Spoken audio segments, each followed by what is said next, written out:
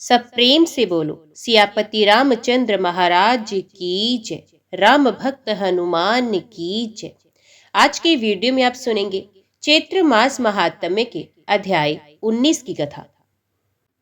जो लोक और वेद दोनों में सब प्रकार से नीचा माना जाता है, जिसके छाया के छू जाने से भी स्नान करना होता है, उसी निषाद ने अंकुआर भरकर हृदय से चिपटाकर श्री रामचंद्र जी के छोटे भाई भरत जी आनंद और प्रेमवश शरीर में पुलकावली से परिपूर्ण हो मिल रहे हैं।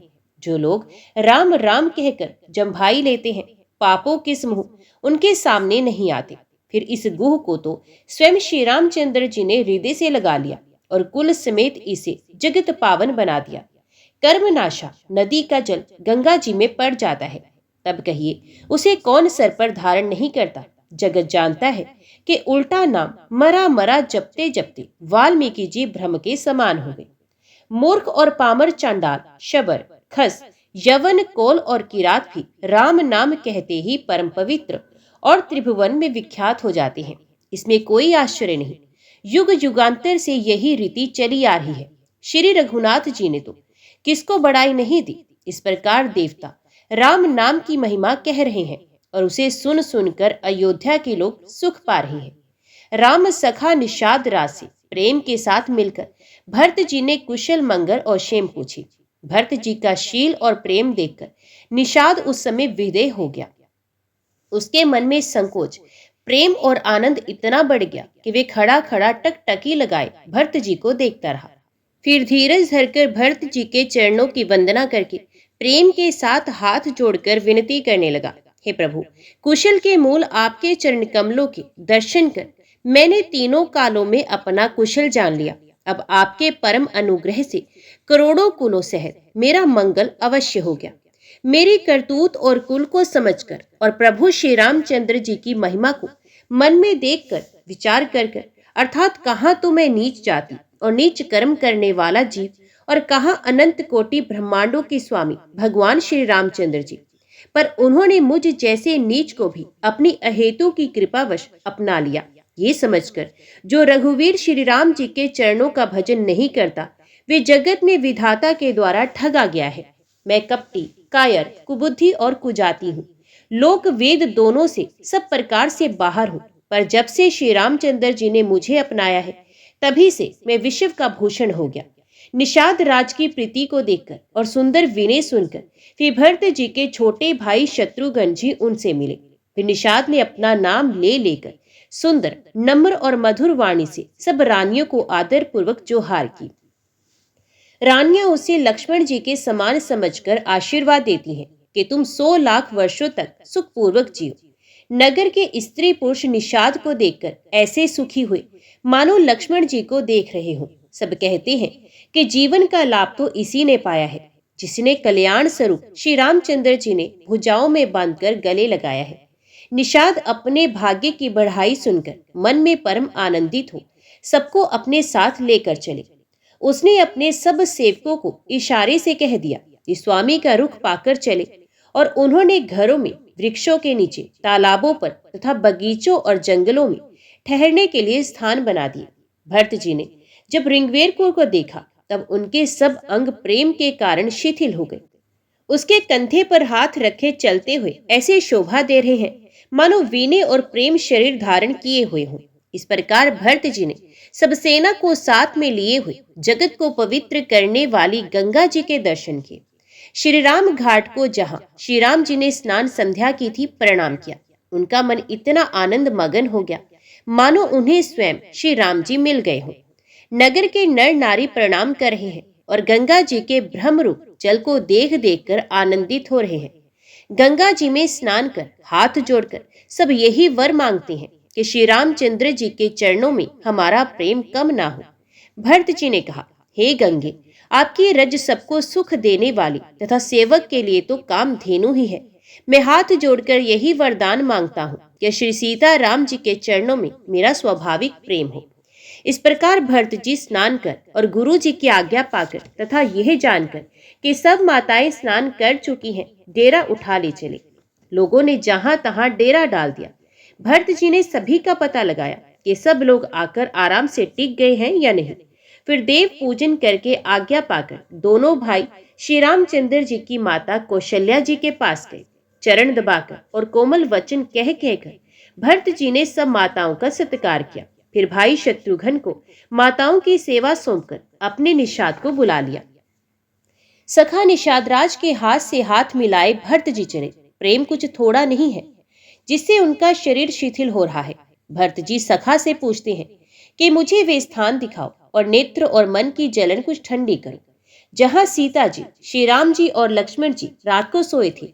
ऐसा कहते ही उनके नेत्रों के कोयों में प्रेम अश्रुओं का जल भर आया।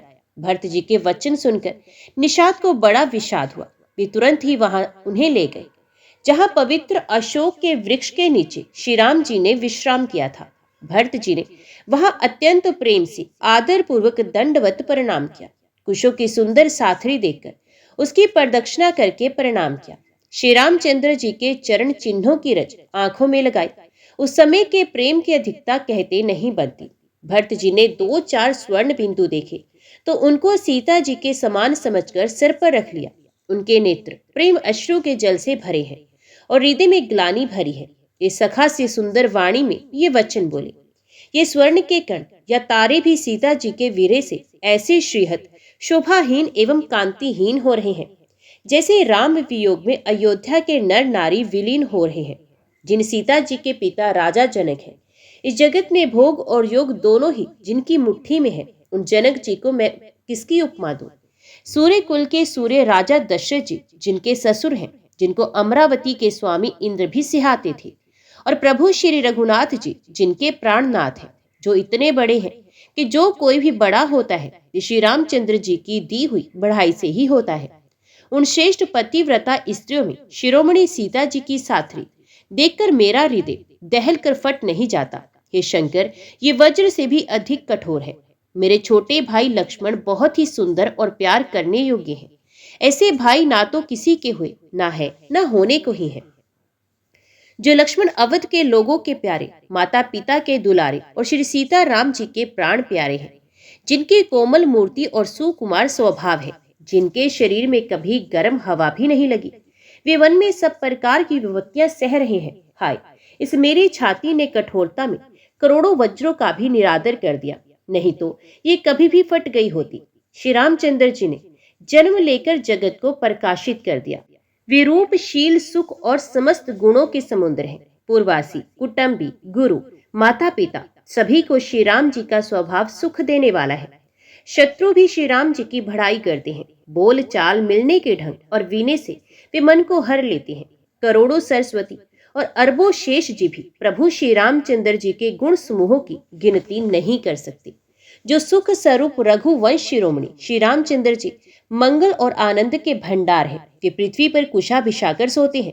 विधाता की गति बड़ी ही बलवान है। श्री रामचंद्र जी ने तो कानों से भी कभी दुख का नाम नहीं सुना। महाराज स्वयं जीवन वृक्ष की तरह उनकी सार संभाल किया करते थे। सब माताएं भी रात दिन उनकी ऐसी सार संभाल करती थी जैसे पलक नेत्रों की और सांप अपनी मणि की करते हैं। वही श्री रामचंद्र जी सब जंगलों में पैदल फिरते हैं और कंद मूल तथा फल फूलों का भोजन करते हैं। अमंगल की मूल कैकेयी को धिक्कार है, जो अपने प्राण प्रियतम पति से भी प्रतिकूल हो गई। मुझ पापों के समुद्र और अभागे को धिक्कार है, जिसके कारण ये सब उत्पात हुए। विधाता ने मुझे कुल का कलंक बनाकर पैदा किया और कुमाता ने मुझे स्वामी द्रोही बना दिया। ये सुनकर निषाद राज प्रेम पूर्वक समझाने लगा, हे नाथ, आप व्यर्थ विषाद किस लिए करते हैं? श्री रामचंद्र जी आपको प्यारे हैं और आप श्री रामचंद्र जी को प्यारे हैं। यही निचोड़ निश्चय सिद्धांत है। दोष तो प्रतिकूल विधाता को है। प्रतिकूल विधाता की करनी बड़ी कठोर है। जिसने माता कैकेयी को बावली बना दिया, उस रात को प्रभु श्री रामचंद्र जी बार बार आदर पूर्वक आपकी बड़ी सराहना करते थे। तुलसीदास जी कहते हैं, निषाद राज कहता है कि श्री रामचंद्र जी को आपके समान अतिशय प्रिय और कोई नहीं है। मैं सौगंध खाकर कहता हूँ, परिणाम में मंगल होगा। ये जानकर आप अपने हृदय में धैर्य धारण कीजिए। श्री रामचंद्र जी अंतर्यामी तथा संकोच, प्रेम और कृपा के धाम है। यही विचार कर और मन में दृढ़ता लाकर चलिए और विश्राम कीजिए। सखा के वचन सुनकर हृदय में धीरज धरकर श्री रामचंद्र जी का स्मरण करते हुए भरत जी डेरे को चले। नगर के सारे स्त्री पुरुष ये समाचार पाकर बड़े आतुर होकर उस स्थान को देखने चले। उस स्थान की परिक्रमा करके प्रणाम करते हैं और कैकेयी को बहुत दोष देते हैं। नेत्रों में जल भर भर लेते हैं और प्रतिकूल विधाता को दूषण देते हैं। कोई भरत जी के स्नेह की सराहना करते हैं और कोई कहते हैं कि राजा ने अपना प्रेम खूब निभाया। सब अपनी निंदा करके निषाद की प्रशंसा करते हैं। उस समय की विमोह और विषाद को कौन कह सकता है। इस प्रकार रात भर सब लोग जागते रहे। सवेरा होते ही खेवा लगा। सुंदर नाव पर गुरु जी को चढ़ाकर फिर नई नाव पर सब माताओं को चढ़ाया। 4 घड़ी में सब गंगा जी के पार उतर गए। तब भरत जी ने उतरकर सबको संभाला। प्रातः काल की क्रियाओं को करके माता के चरणों की वंदना कर गुरु जी को सर नवाकर भरत जी ने निषाद गणों को रास्ता दिखाने के लिए आगे कर लिया और सेना चल दी। निषाद राज को आगे करके पीछे सब माताओं की पालकियां चलाई। छोटे भाई शत्रुघ्न जी को बुलाकर उनके साथ कर दिया। फिर ब्राह्मणों सहित गुरु जी ने गमन किया। तदंतर भरत जी ने गंगा जी को प्रणाम किया और लक्ष्मण सहित श्री सीता राम जी का स्मरण किया। भरत जी पैदल ही चले। उनके साथ बिना सवार के घोड़े वागडोर से बंधे हुए चले जा रहे हैं। उत्तम सेवक बार बार कहते हैं कि हे नाथ, आप घोड़े पर सवार हो लीजिए। भरत जी जवाब देते हैं कि श्री रामचंद्र जी तो पैदल ही गए और हमारे लिए रथ, हाथी और घोड़े बनाए गए हैं। मुझे उचित तो ऐसा ही है कि मैं सिर के बल चलकर जाऊं। सेवक का धर्म सबसे कठिन होता है। भरत जी की दशा देखकर और कोमल वाणी सुनकर सब सेवकगण ग्लानि के मारे गले जा रहे हैं। प्रेम में उमंग उमंग कर सीताराम कहते हुए भरत जी ने तीसरे पहर प्रयाग में प्रवेश किया। उनके चरणों में छाले कैसे चमकते हैं, जैसे कमल की कली पर ओस की बूंदें चमकती हों। भरत जी आज पैदल ही चलकर आए हैं। ये समाचार सुनकर सारा समाज दुखी हो गया। जब भरत जी ने ये पता पा लिया कि सब लोग स्नान कर चुके, तब त्रिवेणी पर आकर उन्हें प्रणाम किया। फिर विधि पूर्वक गंगा यमुना के श्वेत और श्याम जल में स्नान किया और दान देकर ब्राह्मणों का सम्मान किया। श्याम और सफेद लहरों को देखकर भरत जी का शरीर पुलकित हो उठा और उन्होंने हाथ जोड़कर कहा, हे तीर्थराज, आप समस्त कामनाओं को पूर्ण करने वाले हैं। आपका प्रभाव वेदों में प्रसिद्ध और संसार में प्रकट है। मैं अपना धर्म त्याग कर आपसे भीख मांगता हूँ। आर्त मनुष्य कौन सा कुकर्म नहीं करता। ऐसे हृदय में जानकर सुजाम उत्तम दानी जगत में मांगने वाले की वाणी को सफल किया करते हैं। मुझे न अर्थ की रुचि है, न धर्म की, न काम की, और ना ही मैं मोक्ष ही चाहता हूँ। जन्म जन्म में मेरा श्री राम जी के चरणों में प्रेम हो, बस यही वरदान मांगता हूँ, दूसरा कुछ भी नहीं। स्वयं श्री रामचंद्र जी भी भले ही मुझे कुटिल समझे और लोग मुझे गुरुद्रोही तथा स्वामी द्रोही भले ही कहें, पर श्री सीताराम जी के चरणों में मेरा प्रेम आपकी कृपा से दिन दिन बढ़ता ही रहे। मेघ चाहे जन्म भर चातक की सुधि भुला दे और जल मांगने पर वे चाहे वज्र और पत्थर ही गिराए, पर चातक की रटन घटने से तो उसकी बात ही घट जाएगी। उसकी तो प्रेम बढ़ने में ही सब तरह से भलाई है। जैसे तपाने से सोने पर चमक आ जाती है, वैसे ही प्रियतम के चरणों में प्रेम का नियम निभाने से प्रेमी सेवक का गौरव बढ़ जाता है। भरत जी के वचन सुनकर बीच त्रिवेणी में से सुंदर मंगल देने वाली कोमल वाणी हुई, हे तात भरत, तुम सब प्रकार से साधु हो। श्री रामचंद्र जी के चरणों में तुम्हारा अथाह प्रेम है। तुम व्यर्थ ही मन में ग्लानि कर रहे हो। श्री रामचंद्र जी को तुम्हारे समान प्रिय कोई नहीं। त्रिवेणी जी के अनुकूल वचन सुनकर भरत जी का शरीर पुलकित हो गया, हृदय में हर्ष आ गया। भरत जी धन्य है, धन्य है कहकर देवता हर्षित होकर फूल बरसाने लगे। तीर्थराज प्रयाग में रहने वाले वानप्रस्थ, ब्रह्मचारी, गृहस्थ और सन्यासी सब बहुत ही आनंदित हैं और 10-5 मिलकर आपस में कहते हैं कि भरत जी का प्रेम और शील पवित्र और सच्चा है। श्री रामचंद्र जी के सुंदर गुण समूहों को सुनते हुए मुनि श्रेष्ठ भारद्वाज जी के पास आए। मुनि ने भरत जी को दंडवत प्रणाम करते देखा और उन्हें अपना मूर्तिमान सौभाग्य समझा।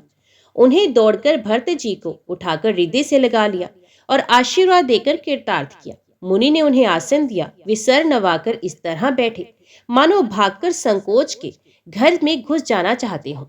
उनके मन में ये बड़ा सोच है कि मुनि कुछ पूछेंगे तो मैं क्या उत्तर दूंगा।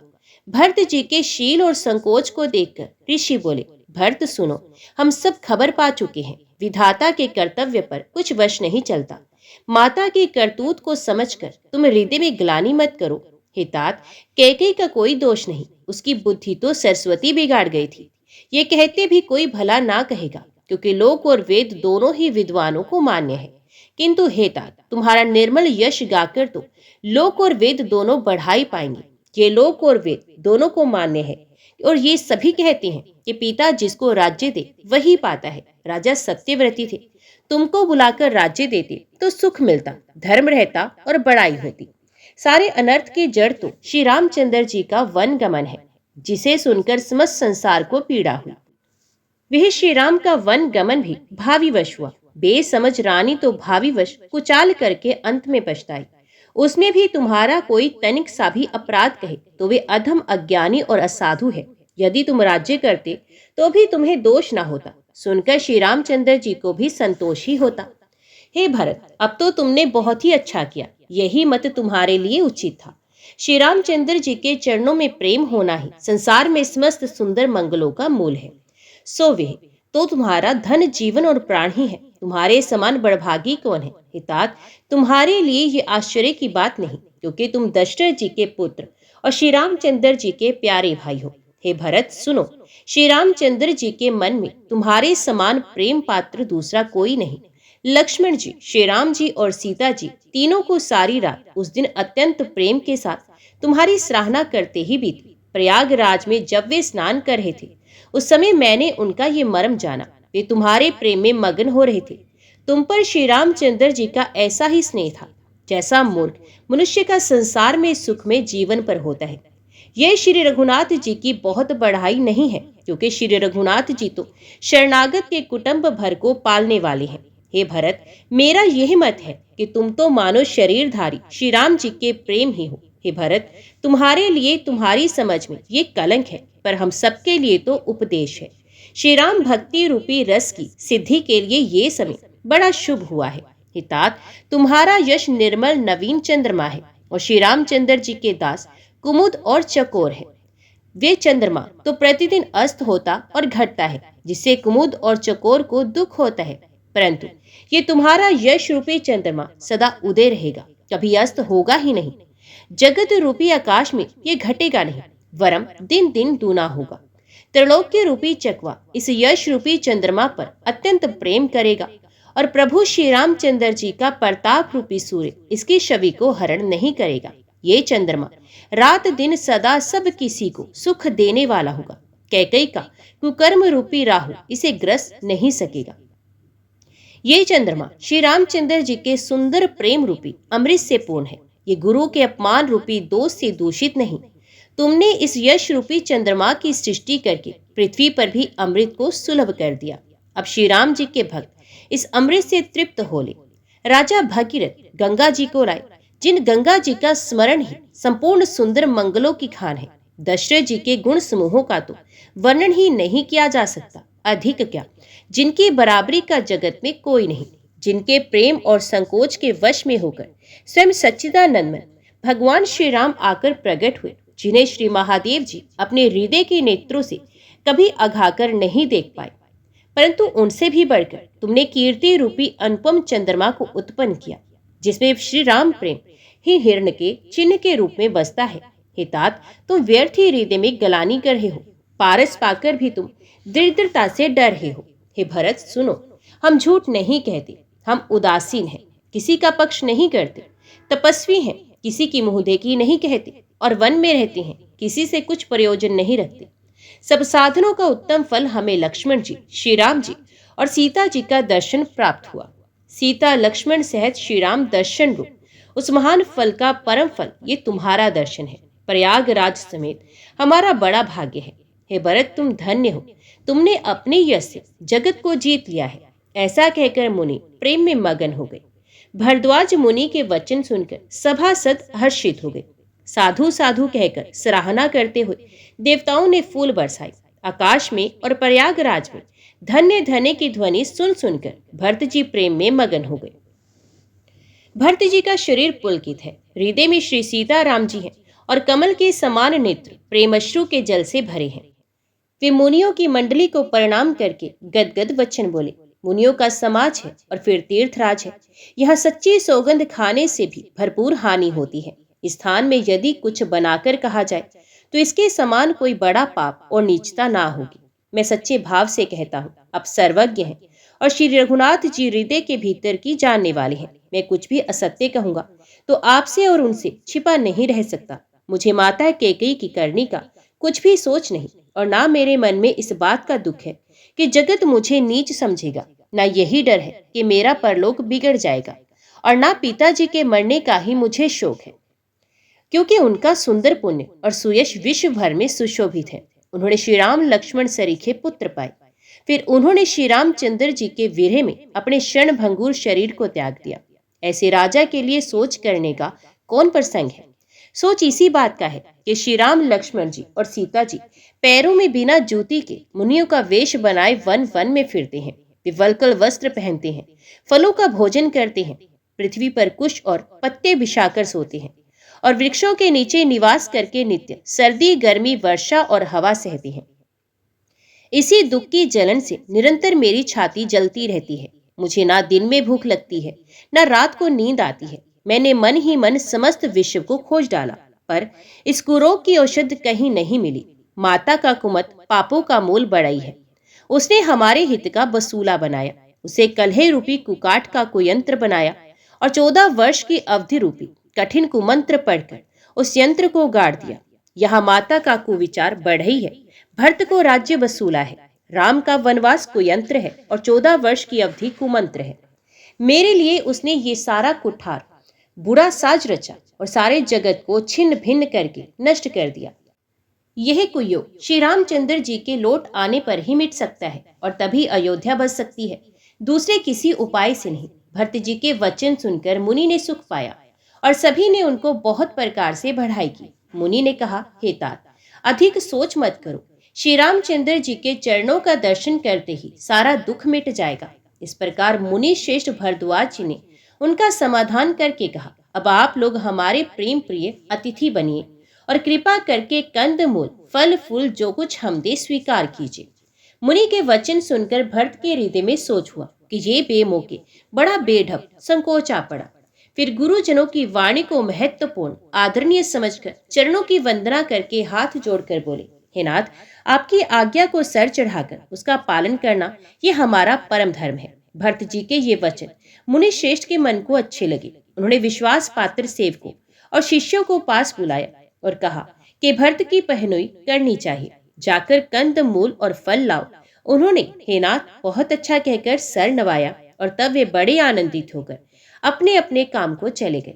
मुनि को चिंता हुई कि हमने बहुत बड़े मेहमान को न्योता है, अब जैसा देवता हो वैसी ही उसकी पूजा भी होनी चाहिए। ये सुनकर रिद्धियां और अणमादी सिद्धियां आ गई और बोली, हे गोसाई, जो आपकी आज्ञा हो सो हम करें। मुनिराज ने प्रसन्न होकर कहा, छोटे भाई शत्रुघ्न और समाज सहित भरत जी श्री रामचंद्र जी के विरह में व्याकुल है। इनकी आतिथ्य सत्कार करके इनके श्रम को दूर करो। रिद्धि सिद्धि ने मुनिराज की आज्ञा को सर चढ़ाकर अपने को बड़भागिनी समझा।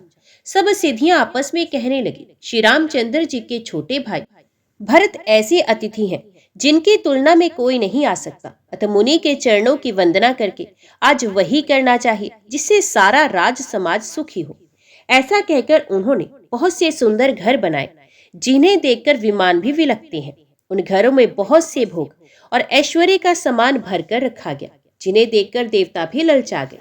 दासी दास सब प्रकार की सामग्री लिए हुए मन लगाकर उनके मनों को देखते रहते हैं, जो सुख के समान स्वर्ग में भी स्वप्न में भी नहीं है। ऐसे सब सामान सिद्धियों ने पल भर में सज दिए। पहले तो उन्होंने सब किसी को जिसकी जैसी रुचि थी वैसे ही सुंदर सुखदायक निवास स्थान दिए और फिर कुटुंब सहित भरत जी को दिए, क्योंकि ऋषि भरद्वाज जी ने ऐसी ही आज्ञा दे रखी थी। भरत जी चाहते थे कि उनके सब संगियों को आराम मिले, इसलिए उनके मन की बात जानकर मुनि ने पहले उन लोगों को स्थान देकर पीछे सपरिवार भरत जी को स्थान देने के लिए आज्ञा दी। मुनि श्रेष्ठ ने तपोबल से ब्रह्मा को भी चकित कर देने वाला वैभव रच दिया।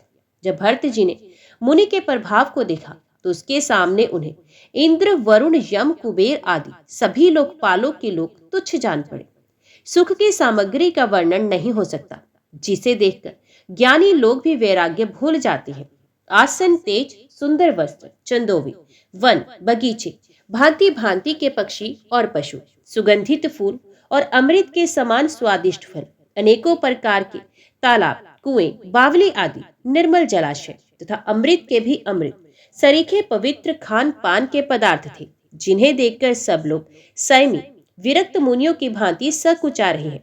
सभी के डेरों में मनोवांछित वस्तु देने वाले कामधेनु और कल्प वृक्ष हैं, जिन्हें देखकर इंद्र और इंद्राणी को भी अभिलाषा होती है, उनका भी मन ललचा जाता है।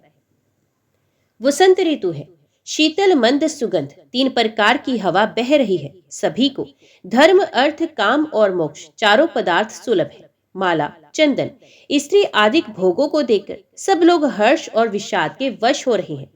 हर्ष तो भोग सामग्रियों को और मुनि के तप प्रभाव को देखकर होता है, और विषाद इस बात से होता है कि श्री राम के वियोग में नियम व्रत से रहने वाले हम लोग भोग विलास में क्यों आ फंसे।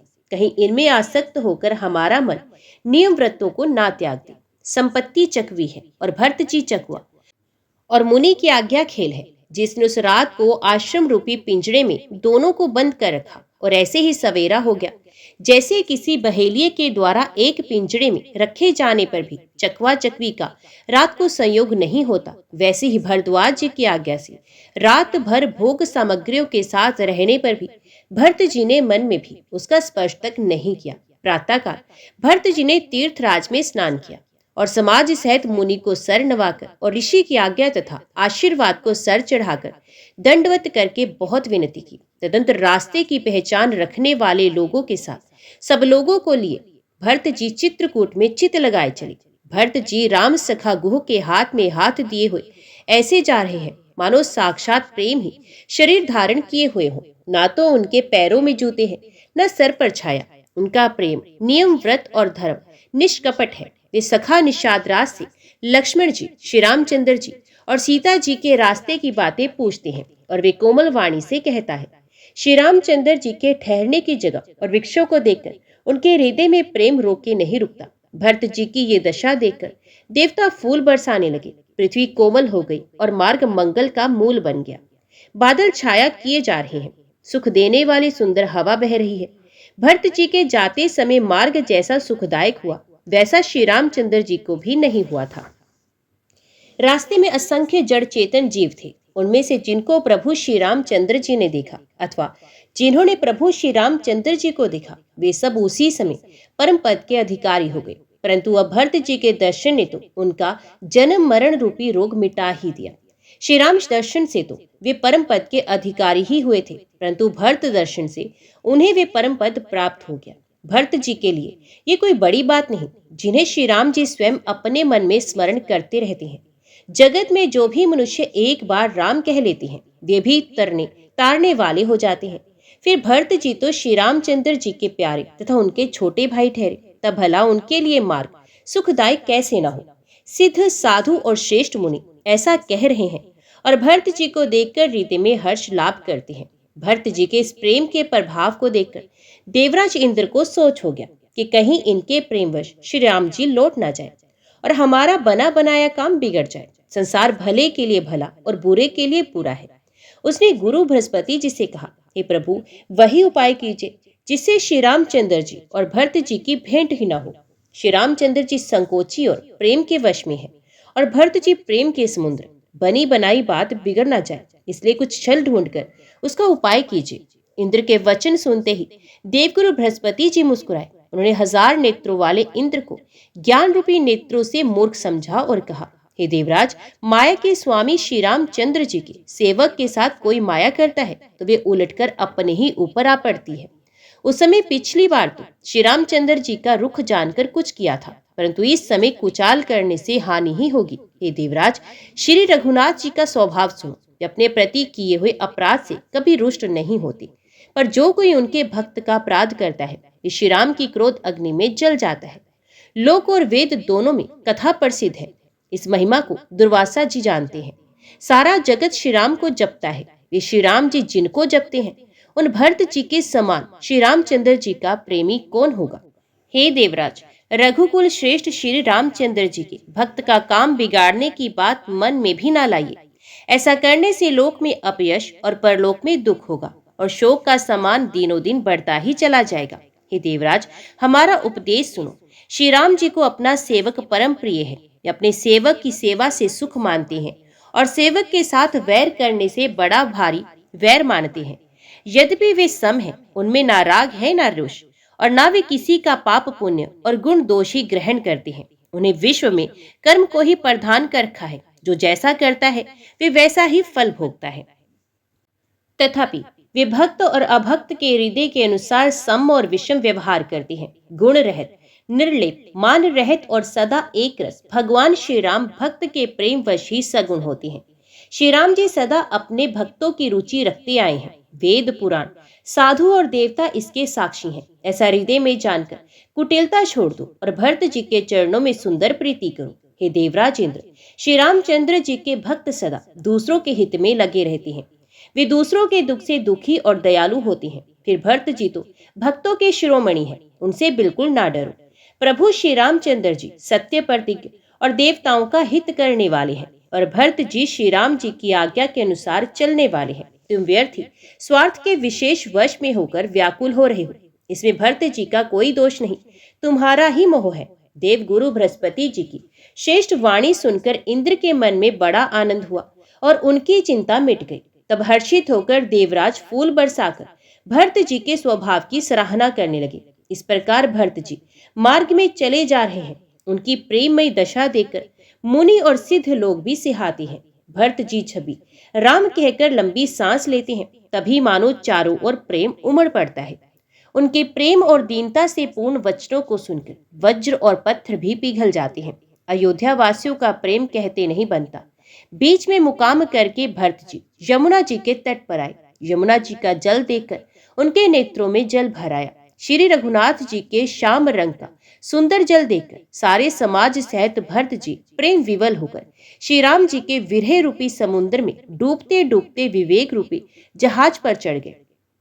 उस दिन यमुना जी के किनारे निवास किया। समय अनुसार सबके लिए खान पान आदि की सुंदर व्यवस्था हुई। निषाद राज का संकेत पाकर रात ही रात में घाट घाट की अगिनत नाएं वहां आ गई, जिनका वर्णन नहीं किया जा सकता। सवेरे एक ही खेवे में सब लोग पार हो गए और श्री रामचंद्र जी के सखा निषाद राज की सेवा से संतुष्ट हुए। फिर स्नान करके और नदी को सर नवाकर निषाद राज के साथ दोनों भाई चले। आगे अच्छी अच्छी सवारियों पर श्रेष्ठ मुनि है, उनके पीछे सारा राज समाज चल रहा है। उसके पीछे दोनों भाई बहुत सादे भूषण वस्त्र और वेश से पैदल चल रहे हैं। सेवक मित्र और मंत्री के पुत्र उनके साथ हैं। लक्ष्मण, सीता जी और श्री रघुनाथ जी का स्मरण करते जा रहे हैं। जहां जहां श्री राम जी ने निवास और विश्राम किया था, वहां वहां वे प्रेम सहित प्रणाम करते हैं। मार्ग में रहने वाले स्त्री पुरुष ये सुनकर घर और काम काज छोड़कर दौड़ पड़ते हैं, और उनके रूप, सौंदर्य और प्रेम को देखकर वे सब जन्म लेने का फल पाकर आनंदित होते हैं। गांव की स्त्रियां एक दूसरे से प्रेम पूर्वक कहती हैं, सखी ये राम लक्ष्मण है कि नहीं? वही सखी, इनकी अवस्था, शरीर और रंग रूप तो वही है। शील स्नेह उन्हीं के सदृश है और चाल भी उन्हीं के समान। परंतु हे सखी, इनका ना तो वे वेश है, ना सीता जी ही संग है, और इनके आगे चतुरंगनी सेना चली जा रही है। फिर इनके मुख प्रसन्न नहीं है, इनके मन में खेद है। हे सखी, इस भेद के कारण संदेह होता है। उसका तर्क अन्य स्त्रियों के मन भाया। सब कहती हैं कि इसके समान चतुर कोई नहीं है। उसकी सराहना करके और तेरी वाणी सत्य है, इस प्रकार उसका सम्मान करके दूसरी स्त्री मीठे वचन बोली। श्री राम जी के राज तिलक का आनंद जिस प्रकार से भंग हुआ था, वे सब कथा प्रसंग प्रेम पूर्वक कहकर फिर वे भाग्यवती स्त्री श्री भरत जी के शील, स्नेह और स्वभाव की सराहना करने लगी। ये बोली, देखो ये भरत जी पिता के दिए हुए राज्य को त्याग कर पैदल चलते और फलाहार करते हुए श्री राम जी को मनाने के लिए जा रहे हैं। इनके समान आज कौन है? भरत जी का भाईपना, भक्ति और इनके आचरण कहने और सुनने से दुख और दोषों के हरने वाले हैं। हे सखी, उनके संबंध में जो कुछ भी कहा जाए वे थोड़ा है। श्री रामचंद्र जी के भाई ऐसे क्यों ना हो? छोटे भाई शत्रुघ्न सहित भरत जी को देखकर हम सब भी आज धन्य स्त्रियों की गिनती में आ गए। इस प्रकार भरत जी के गुण सुनकर और उनकी दशा देखकर स्त्रियां पछताती हैं और कहती हैं, ये पुत्र कैकेयी जैसी माता के योग्य नहीं है। कोई कहती है, इसमें रानी का भी दोष नहीं, ये सब विधाता ने ही किया है जो हमारे अनुकूल है। कहा तो हम लोक और वेद दोनों की मर्यादा से ही कुल और करतूत दोनों से मलिन तुच्छ स्त्रियां, जो बुरे देश, जंगली प्रांत और बुरे गांव में बसती हैं। स्त्रियों में भी नीच स्त्रियां, और कहा ये महान पुण्यों का परिणाम स्वरूप इनका दर्शन। ऐसा ही आनंद और आश्चर्य गांव गांव में हो रहा है, मानो मरुभूमि में कल्प वृक्ष उग गया हो। भरत जी का स्वरूप देखते ही रास्ते में रहने वाले लोगों के भाग्य खुल गए, मानो देवयोग से सिंघल द्वीप के बसने वालों को तीर्थराज प्रयाग सुलभ हो गया हो। इस प्रकार अपने गुणों से श्री रामचंद्र जी के गुणों की कथा सुनते और श्री रघुनाथ जी को स्मरण करते हुए भरत जी चले जा रहे हैं। वे तीर्थ देखकर स्नान और मुनियों के आश्रम तथा देवताओं के मंदिर देखकर प्रणाम करते हैं और मन ही मन ये वरदान मांगते हैं कि श्री सीताराम जी के चरण कमलों में प्रेम हो। मार्ग में भी कोल आदि वनवासी तथा वानप्रस्थ ब्रह्मचारी, सन्यासी और विरक्त मिलते हैं। उनमें से जिस चीज से प्रणाम करके पूछते हैं कि लक्ष्मण जी, श्री राम जी और जानकी जी किस वन में हैं, वे प्रभु के सब समाचार कहते हैं और भरत जी को देखकर जन्म का फल पाते हैं। जो लोग कहते हैं कि हमने उनको कुशल पूर्वक देखा है, उनको ये श्री राम लक्ष्मण के समान ही प्यारे मानते हैं। इस प्रकार सबसे सुंदर वाणी से पूछते और श्री राम जी के वनवास की कहानी सुनते जाते हैं। उस दिन वहीं ठहरकर दूसरे दिन प्रातः काल ही श्री रघुनाथ जी का स्मरण करके चले। साथ के सब लोगों को भी भरत जी के समान ही श्री राम जी के दर्शन की लालसा लगी हुई है। सबको मंगल सूचक शगुन हो रहे हैं। सुख देने वाले पुरुषों के दाहिने और स्त्रियों के बाएं नेत्र भुजाएं फड़क रही हैं। समाज सहित भरत जी को उत्साह हो रहा है कि श्री रामचंद्र जी से मिलेंगे और दुख का दाह मिट जाएगा। जिसके जी में जैसा है वे वैसा ही मनोरथ करता है। सब स्नेह रूपी मदिरा से छके चले जा रहे हैं। अंग शिथिल है, रास्ते में पैर डगमगा रहे हैं और प्रेम वश विवल वचन बोल रहे हैं। राम सखा निषाद राज ने उसी समय स्वाभाविक ही सुहावना पर्वत शिरोमणि कामदगिरी दिखलाया, जिसके निकट ही पैस्विनी नदी के तट पर सीता जी समेत दोनों भाई निवास करते हैं। सब लोग उस पर्वत को देखकर जानकी जीवन श्री रामचंद्र जी की जय हो ऐसा कहकर दंडवत प्रणाम करते हैं। राज समाज प्रेम में ऐसा मगन है मानो श्री रघुनाथ जी अयोध्या को लौट चले हों। भरत जी का उस समय जैसा प्रेम था वैसा शेष जी भी नहीं कह सकते। कवि के लिए तो वे ऐसा ही अगम है जैसे अहंता और ममता से मलिन मनुष्यों के लिए ब्रह्मानंद। सब लोग श्री रामचंद्र जी के प्रेम के मारे शिथिल होने के कारण सूर्यास्त होने तक दिन भर में 2 ही कोस चल पाए और जल स्थल का सुपास देखकर रात को वहीं बिना खाए पिए ही रह गए। रात बीतने पर श्री रघुनाथ जी के प्रेमी भरत जी ने आगे गमन किया। उधर श्री रामचंद्र जी रात शेष रहते ही जागे। रात को सीता जी ने ऐसा स्वप्न देखा जिसे वे श्री राम जी को सुनाने लगे, मानो समाज सहित भरत जी यहाँ आए हुए हैं। प्रभु के वियोग की अग्नि से उनका शरीर संतप्त है। सभी लोग मन में उदास, दीन और दुखी हैं। सासुओं को दूसरी ही सूरत में देखा। सीता जी का स्वप्न सुनकर श्री रामचंद्र जी के नेत्रों में जल भर आया और सबको सोच में छुड़ा देने वाले प्रभु स्वयं लीला से सोच के वश में हो गए और बोले, लक्ष्मण, ये स्वप्न अच्छा नहीं, कोई भीषण कुछ समाचार, बहुत ही बुरी खबर सुनाएगा। ऐसा कहकर उन्होंने भाई सहज स्नान किया और त्रिपुरारी महादेव जी का पूजन करके साधुओं का सम्मान किया। तो सब प्रेम से बोलो, सियापति रामचंद्र महाराज की जय, राम भक्त हनुमान की जय। आगे की कथा हम अगले अध्याय में सुनेंगे।